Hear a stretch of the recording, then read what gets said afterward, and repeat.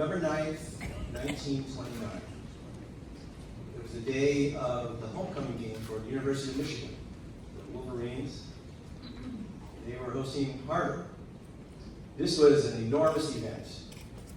There were 85,000 people in attendance. And just to put that in perspective, the Super Bowl this year had 62,000. So this was over 90 years ago. So this was a huge event.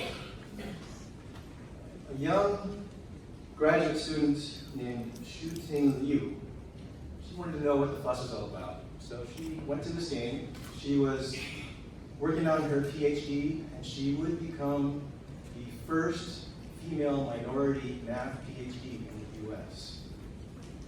This amazing woman attended this game. She caught the eye of a young man who went to this game with some of his classmates from Harvard Business School. This young man, Ping-Fang Xia, he ended up being one of the first minority graduates of Harvard Business School.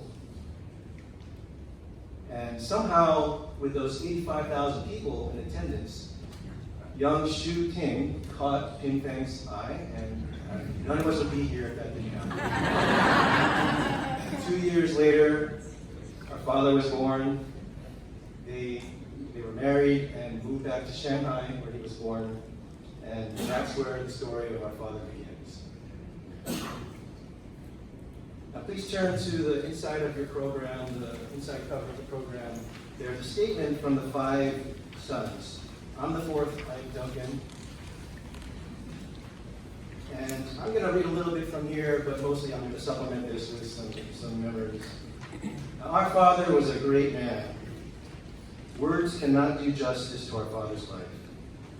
He was the smartest, kindest, most caring and generous man I've ever known. He impacted so many lives, and his legacy will live on forever. Our father was known by many as a teacher, a mentor, a colleague, or a friend. We knew him as our father, as Ba, which is Mandarin for father. Ba was an incredible role model for us. Despite his stature in the medical community, the church, and society, he invariably thought of others first. In 2008, he wrote a document called When I Die, and in that document, he outlined what he wanted to have done when he passed away, including this service. And he listed under speakers, he said he wanted to have one son talk about their mother, what she did for them, as well as for me. So even for his own memorial service, he put others in front of himself. So I'm going to talk a little bit about our mother at my father's request, as well as a little bit about him. So if I run over, please forgive me. My mother was born in Malaysia in 1936. She grew up in the war and has many stories she told about when the Japanese invaded and they drove her family to the jungle where she would climb coconut trees and play with tadpoles. She survived that, and her Aunt Hilda, who happened to be the first Chinese female physician in Kuala Lumpur, she paid for our mother to study medicine in England. So she went to boarding school in Eastbourne, England, which is about an hour and a half south of London, at the age of 14. Before her 16th birthday, she went to London for the Easter service at the Chinese church that met at the YMCA in London. And there, she met a young man named Ted Shaw. 4 years later, they got married in 1956, December 20th. A year after that, our first son, Martin, was born. And then, over the next 14 years, she had 4 more. So she had 5 boys, and we became known as the 5 Chinese brothers. she had a story that she would tell about one of those boys. She recalled that she overheard her aunties in the next room. And the aunties said, you know, the parents, they're not bad looking, but the baby is so ugly. I'm not going to reveal which brother that was. But she told me that story many, many times.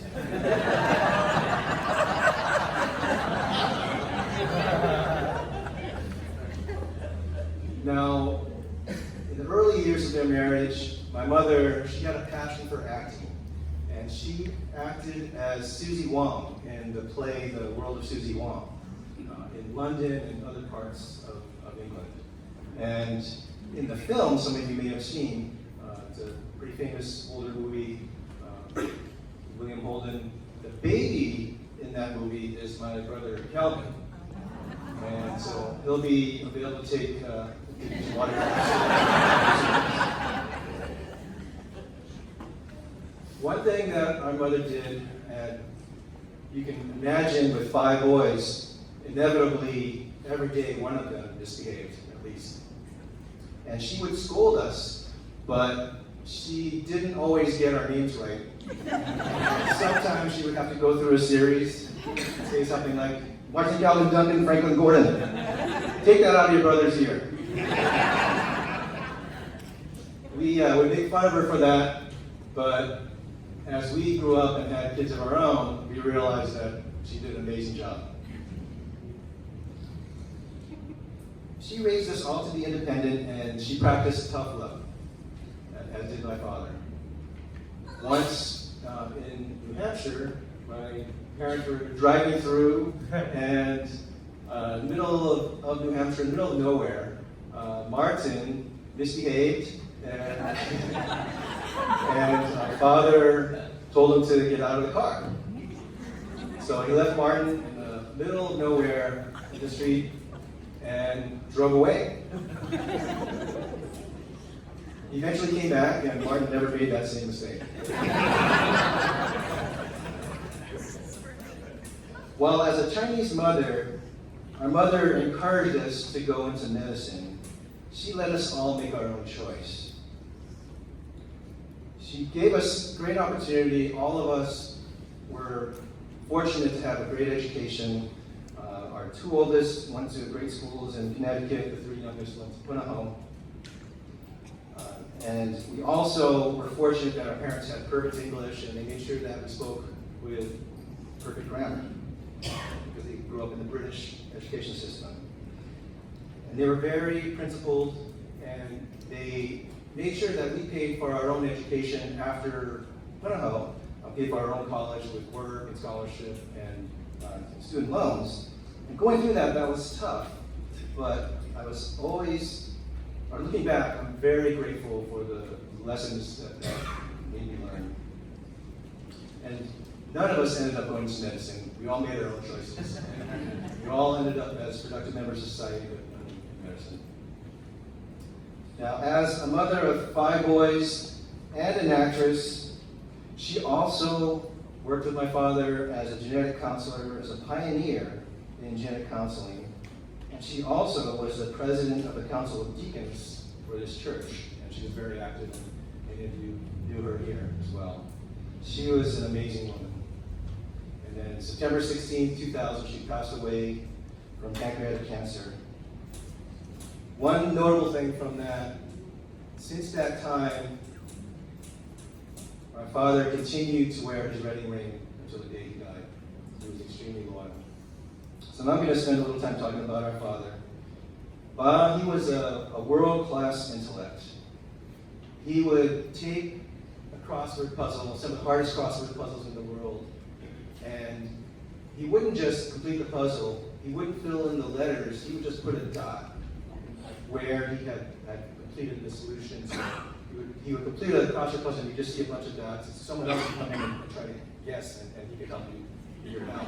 So it's amazing. I've never seen anybody who could do something like this. It was extremely impressive. To me, he was kind of like a walking Google. before Google came into existence. When I was a small child, maybe 3 or 4, I learned to dial, and back then we didn't have where you just push the name on the cell phone to call somebody. You had to dial the rotary dial, and I liked that as a little kid. And so I would dial.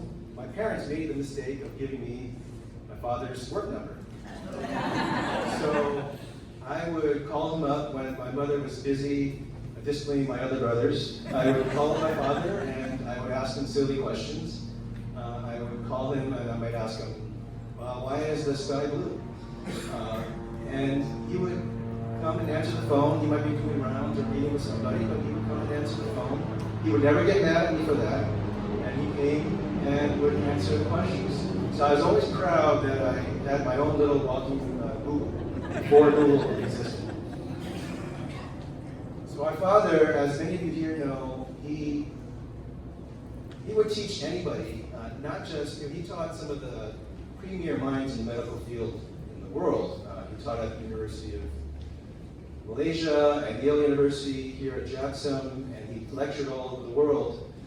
But he also lectured here, doing the Keiki talks. And he always looked forward to doing these Keiki talks, and he also taught at the Women's Correctional Facility.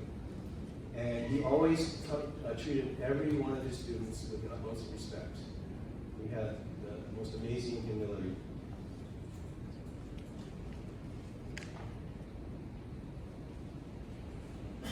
Ba died for the first time in 1991. I don't know if many of you know that, but he collapsed when he was in the hospital, and he was fortunate to have Dr. Skip Urkel, the chairman of the statewide emergency support services, happened to be in his office nearby, and he came and thumped his chest and revived him. And he had to be revived not only that one time, but 2 other times. And he wrote a story about his dying 3 times back in 1991. He recounted to us the story of looking down upon his body and having an out-of-body experience at that time. So we've always been very grateful to Dr. Burkle, Dr. Shen, Dr. Ken, his doctors who have extended his life by these extra 29 years. Now, I got married last year, and Ba spoke at our wedding, and it turned out to be his last public speech. And he recounted the story when he was in a hospital in Malaysia, and he overheard these 2 ladies talking, and they said, the parents aren't bad looking, but the baby is so ugly. So I thought I escaped that story. I hadn't heard it in 18 years, but now it's part of my wedding video. So.